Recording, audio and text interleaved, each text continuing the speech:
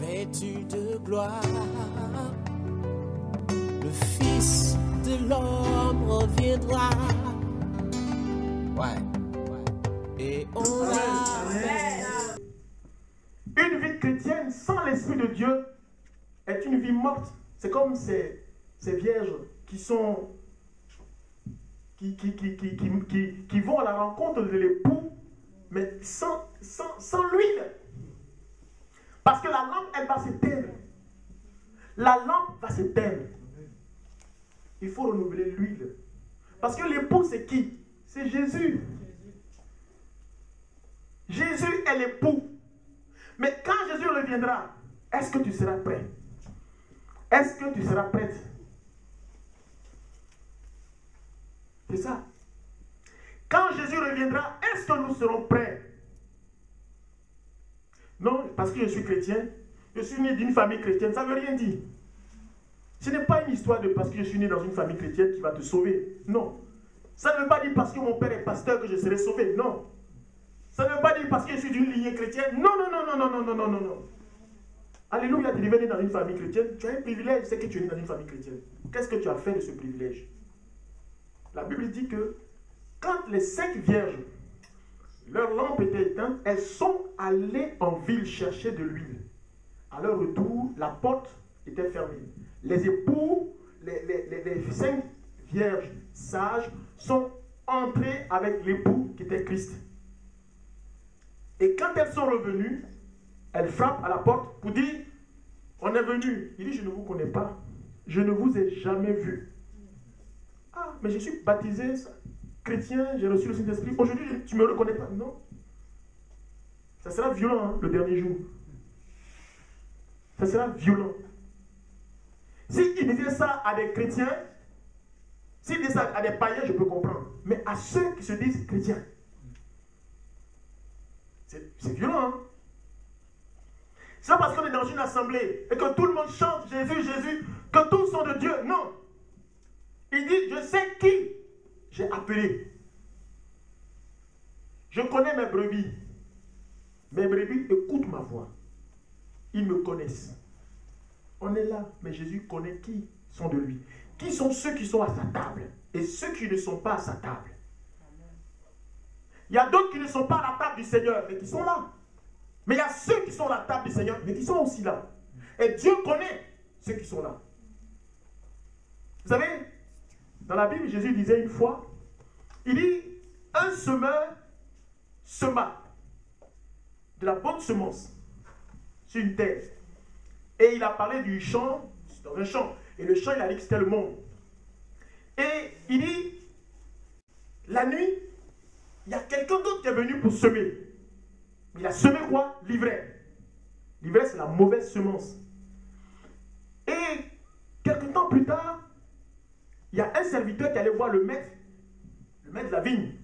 Il dit, maître, mais tu as semé de la bonne semence, mais quelqu'un a semé de l'ivraie et il pousse. Qu'est-ce qu'on fait? On enlève l'ivraie? Il dit non. Laissez l'ivraie pousser avec la bonne semence.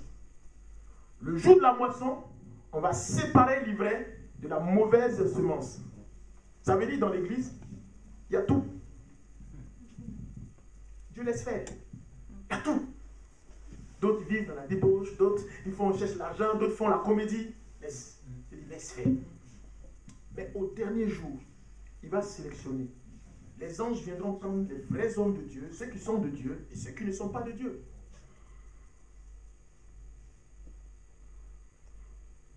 Moi, je me rappelle quand j'étais encore jeune, je reviens encore. Mais à l'époque, j'étais... Parce que j'ai eu la grâce de connaître Dieu un peu jeune, c'est vrai. Merci Seigneur. Et j'avais 10 ans par là. J'avais 10 ans. Et j'étais catholique à l'époque. J'étais servant de messe. J'allais beaucoup dans les campagnes avec les prêtres. Et un jour, connaissant bien l'église, parce que j'allais souvent à l'église, et je vois, il y a quelqu'un qui était le président de l'église catholique. Président de l'église là où j'étais. Et le président de l'église, sa femme vient voir ma belle-mère, dit, ah ben écoute, moi mon mari il est très malade, il faut que je parte voir le féticheur de l'autre village. Et puis il dit, mais ah comment ça? Et non, j'ai vu le prêtre. Le prêtre a dit, il n'y a pas de problème. Que tout ça, c'est Dieu qui a créé. Qu'on peut aller. Je vous assure, j'étais jeune, mais j'étais choqué. Parce que la manière dont moi je voyais Dieu, on peut aller encore chez le marabout. Ah, chez le sorcier. Je ne comprenais pas. J'étais jeune, mais j'étais troublé. Personne ne pouvait m'expliquer ça. Donc j'étais dans mon cœur, dit, ah, donc, on peut aller voir le diable. Donc, Dieu n'est pas puissant. Et je suis resté sur ma faim. Dans l'église où on était, il y avait d'autres, on disait, lui, c'est un sorcier. Mais personne ne savait, ne dérangeait pas. Je dis, mais les gens allaient chez des marabouts, d'autres étaient sorciers. Et puis l'église était comme ça.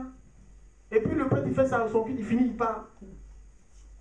Et ça, on appelle ça l'église.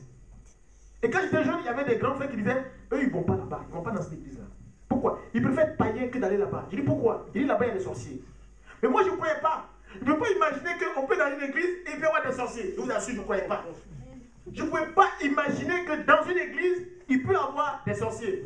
Et que celui-même qui distribue, celui-même qui range les... c'est des sorciers. Je vous assure, j'étais naïf. Un vrai naïf. Même celui qui vient pour ranger les hosties, c'est-à-dire que les habits des prêtres, c'était un grand sorcier. Mais je ne savais pas. C'est sa fille qui m'a expliqué que mon père était un grand sorcier. Plus tard, c'est-à-dire 15 ans plus tard, ça fait que mon père était un grand sorcier. Ah bon? Mais à la messe, c'est lui qui faisait la communion, mon frère. C'était ça. Mon père. Quoi? Donc, imaginez. Déjà que nous, on voit, ah, frère, sois béni. C'est un sorcier. Si on n'a pas le Saint-Esprit, on est comme une matière, on est comme de la poubelle. Ils vont jouer avec nous. Il ne faut pas qu'on joue avec nous. Amen. On ne doit pas jouer avec les enfants de Dieu. Amen. Non, on ne joue pas avec nous. On n'est pas jouer des gens. Non. On est des hommes spirituels. On est des spirituels. Le Saint-Esprit doit m'avertir. La Bible dit que rien n'arrive à un serviteur de Dieu sans que l'Éternel le prévienne. Amen. Il faut que Dieu te donne la révélation. Il ne faut pas te laisser emballonner par qui que ce soit. Nous ne sommes plus des bébés spirituels. Nous sommes des personnes qui mangent la consistance. Amen. Nous sommes des fils de Dieu. Amen. On ne peut pas aller comme ça emporté par des vagues. Non. On doit être des personnes déterminées, des personnes résolues. Chaque fois quand on pose un acte, l'Esprit nous a donné le mandat. Amen. Il nous a donné le OK. C'est très important. Amen. Amen. Donc pour dire que dans l'église, il y a différentes catégories de personnes. On ne doit pas se laisser embaumer. Et que dans l'église, il y a beaucoup qui ont des penchants. Il y a des gens qui ne sont pas vraiment de Dieu. Et si on n'a pas l'Esprit de Dieu, on va se laisser emporter. On va se laisser emporter. Ah, parce que l'homme là, il a dit, parce que le frère a dit. Non, parce que Dieu a dit. Il faut que ce soit parce que Dieu a dit. Ce n'est pas parce qu'il a dit. Non, parce que le Saint-Esprit m'a confirmé que c'est ça. Sinon, tu vas te faire bouffer. Tu vas te faire avoir. Je vous donne encore un témoignage, parce que j'en ai. Encore quand j'étais encore jeune, je me rappelle, il y avait...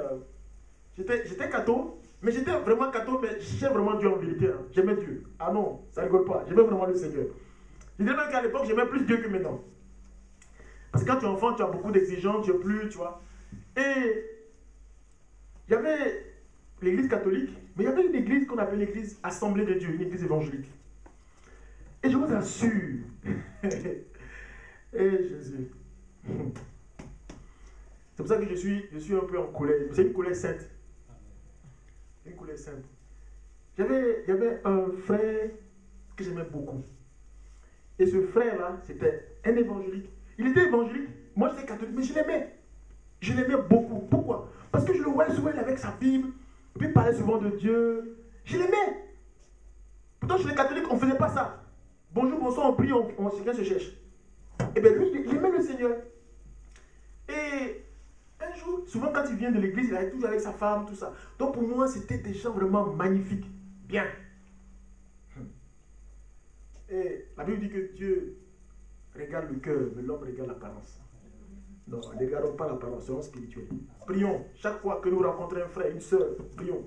Seigneur, c'est qui ce frère? Les temps sont durs. Amen. Les temps Dieu. Il ne faut pas qu'on se laisse duper. Il faut qu'on soit des personnes qui soient tout le temps à la brèche. Des gens qui prient, des gens qui jeûnent, des gens qui cherchent que Dieu parle. Parce que Dieu parle. Vous savez, cette soeur, ce frère, j'ai appris que le frère était décédé. Et comme je l'aimais, je suis allé voir un peu là, chez lui. Et de là-bas, j'ai appris quelque chose qui m'a donné le froid dans le dos. J'étais déçu. Et je me demandais, mais tu sais, quand tu es jeune et qu'il n'y a personne autour de toi pour t'expliquer. Aujourd'hui, vous avez des personnes qui peuvent vous enseigner, qui peuvent. Mais avant, non. Moi, je n'avais pas ce privilège-là. J'ai tourné sur moi parce que je ne peux pas aller devant un prêtre pour lui poser des questions. Il ne va même pas me répondre. Il n'a pas mon temps. Il n'a pas mon temps. Donc, je n'avais pas des frères, des soeurs avec qui partager. Non, je n'avais pas à cette époque-là. Donc, j'étais là, je me posais mes questions, mais je ne comprends pas. Ce frère, regarde comment il est mort. Ce que j'apprends, sa femme, Jésus, malgré qu'elle se dit chrétienne, hein, malgré qu'on dit qu'elle est chrétienne, cette soeur, elle, qu'est-ce qu'elle fait? Elle voulait que son mari l'aime. Donc elle allait voir le marabout du quartier. Et ce marabout, ce sorcier du quartier, lui a donné une potion. Et la potion, elle l'a mélangée avec son excrément. Excusez-moi, mais c'est ça. Et elle mettait de la nourriture de son frère, du frère, pour que le frère puisse l'aimer. Donc quand les gens pleuraient, elle a dit qu'elle voulait faire une confession. Donc elle a pris la belle-mère, sa belle-mère, pour lui dire, je ne sais pas, mais depuis un moment, je mettais de la nourriture dans le truc je mettais des médicaments dans la nourriture de mon époux. Sa femme dit, sa belle-mère dit, mais comment, quel médicament? Il dit, non, je suis allé voir un sorcier pour que mon mari puisse m'aimer encore davantage. Ah.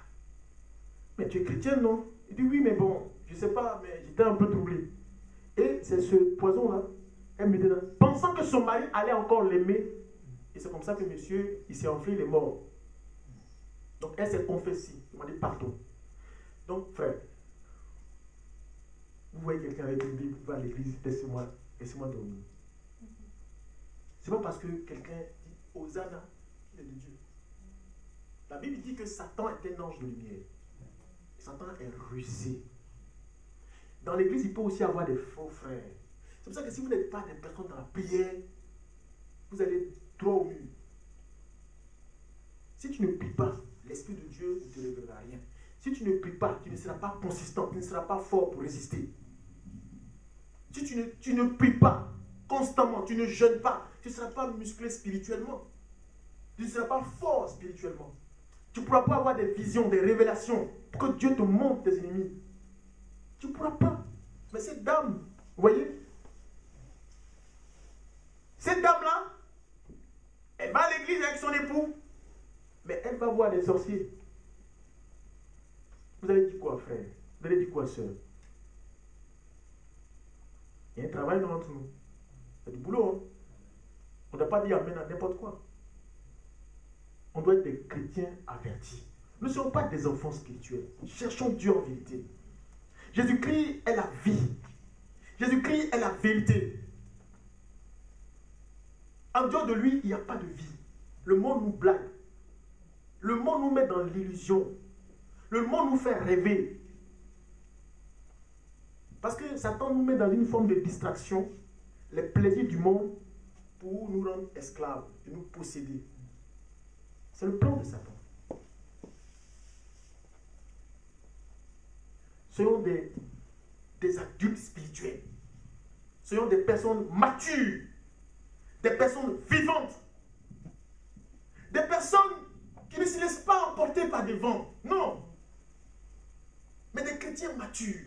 Seigneur, qu'est-ce que je dois faire? L'Esprit de Dieu. Si tu n'as pas l'Esprit de Dieu, demande à Dieu de t'accorder le Saint-Esprit. Il va te l'accorder. Il va t'accorder le Saint-Esprit. Mais ne te laisse pas emporter par tous les vents. Non. Ils sont spirituels. Ils ne sont pas religieux. Tu dis quelle confession? Je suis chrétien.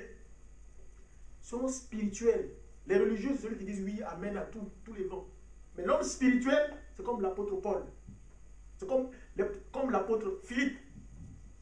Dieu lui dit, l'Esprit de lui dit, va à tel endroit au niveau de Gaza, dans le sud. Il y a quelqu'un que j'ai mis sur ton chemin. Et l'Esprit le conduit jusqu'à l'endroit pour rencontrer quelqu'un qui était l'Éthiopien, l'émite éthiopien. Vous voyez? La Bible dit que Pierre était en prison. Et l'Esprit de Dieu, un ange, l'a visité. Mais vous pensez que c'est seulement à Pierre que l'ange peut visiter? Ou c'est à Paul que l'Esprit de Dieu? L'Esprit de Dieu a été donné pour toi, pour moi, pour chacun de nous ici. Mais comment est-ce que nous voyons notre vie chrétienne? Si nous on joue avec notre vie chrétienne, mais Satan va jouer avec nous. Hein. C'est pas compliqué. Il va jouer avec nous. Soyons ces femmes qui sont prévoyantes. Ces femmes prévoyantes-là, au début, elles avaient la lampe, mais elle était allumée. Mais en plus de la lampe qui était allumée, elles avaient de l'huile à côté. Ça veut dire le Saint-Esprit était tout le temps là. Elles avaient une vie de consécration, une vie de prière. Mais pourquoi on les appelle vierges? Pour dire que c'était des femmes qui étaient consacrées. Et c'est à cela que nous devons aller, mes frères. Mais si nous jouons, mais Satan va jouer avec nous.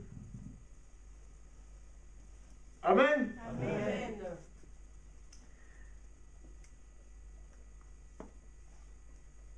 Le Saint-Esprit me conduit plus à aller un peu plus loin. Je pense que c'est ce que j'ai reçu ce soir. J'ai reçu que nous devons être des chrétiens matures. Nous ne devons pas nous laisser emporter par tout le vent. Non. Non. Jésus-Christ est le sauveur du monde. Jésus-Christ est la puissance du monde. Jésus-Christ est la vérité du monde. Jésus-Christ est la lumière du monde. Et en dehors de lui, il n'y a pas de vie. Tout à l'heure, on chantait un cantique qui disait la parole de Dieu ne passera pas. Hein? Le monde passera, mais la parole de Dieu ne passera pas. Les boîtes de nuit passeront.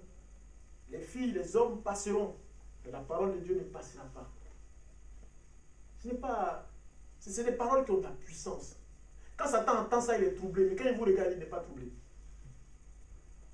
Quand Satan entend ça, il est troublé. Mais quand il nous regarde, il n'est pas troublé. Il dit celui qui dit ça, non, il n'est pas encore... Il ne sait pas ce qu'il dit. Parce que s'il savait ce qu'il disait, je n'allais pas me présenter devant lui. Les hommes de ce monde passeront, mais la parole de Dieu jamais ne passera. Non, non. Non, non, non, jamais ne passera. La parole de Dieu jamais ne passera. Tous ces jeunes filles demain passeront, mais la parole de Dieu jamais ne passera. Non, non, non, non, non, jamais ne passera. La parole de Dieu jamais ne passera. Toutes ces belles voitures jamais ne... Toutes ces belles voitures, bien sûr, passeront. Mais la parole de Dieu jamais ne passera. Non, non, non, non, non, jamais ne passera. La parole de Dieu jamais ne passera. Quand tu dis ça, mais dans la vérité que tu vis cela, Satan a peur. Il dit celui-là, c'est un roc. Celui-là, il est assis sur du roc. Il est assis sur du solide. Il est assis sur du béton. Parce qu'il a compris celui-là. Tu t'accroches au matériel. Mais ce sur quoi tu t'es accroché, c'est cool. Tu fais quoi? Tu fais quoi? C'est comme un monsieur qui était un ami à mon père spirituel. Monsieur, c'était quelqu'un qui avait beaucoup d'argent. Il était homme d'affaires. Et il avait qu'un seul fils, un fils unique. Et il s'est avéré que le fils qu'il avait, il s'est mis une balle dans la tête parce qu'il avait épousé une femme qu'il avait quittée. Et monsieur, quand il a appris, monsieur, lui, il avait construit un grand hôtel à l'époque. Grand hôtel. Et il a vraiment investi pour son fils parce qu'il avait un seul fils. Donc, tout son espoir, c'est son fils. Mais son espoir, ce n'est pas Jésus, mais c'est sur un enfant. Et quand il a appris que l'enfant était mort, il n'a pas pu tenir, il est mort. C'est comme une dame, une fois, c'est dans le train que j'ai rencontré cette dame, et je lui disais, si tu aimes ton mari plus que Dieu, tu n'es pas digne de Dieu. Elle me dit, mais comment?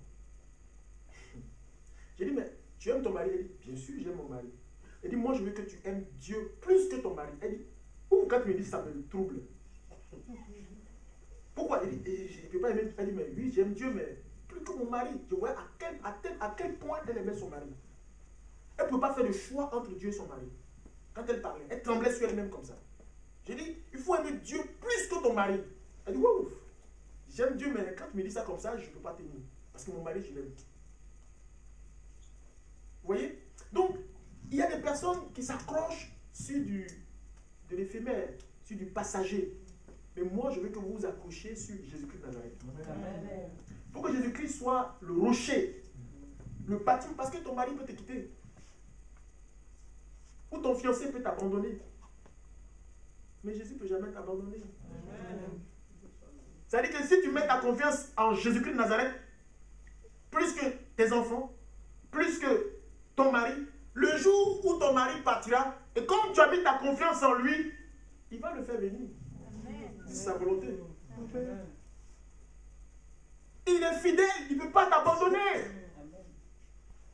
Il ne peut pas t'abandonner. Il sait ce que tu aimes. Il sait ce qui est bien pour toi. Pourquoi lui, il va laisser ton mari partir pendant que toi, tu l'aimes? Jamais. On fait le contraire. Il faut d'abord aimer Jésus. Il faut qu'il soit à la première place d'abord. Et puis après, ton mari viendra. Il dit pas, il va attendre. Mais il y a une puissance qui va le ramener pour dire pardon.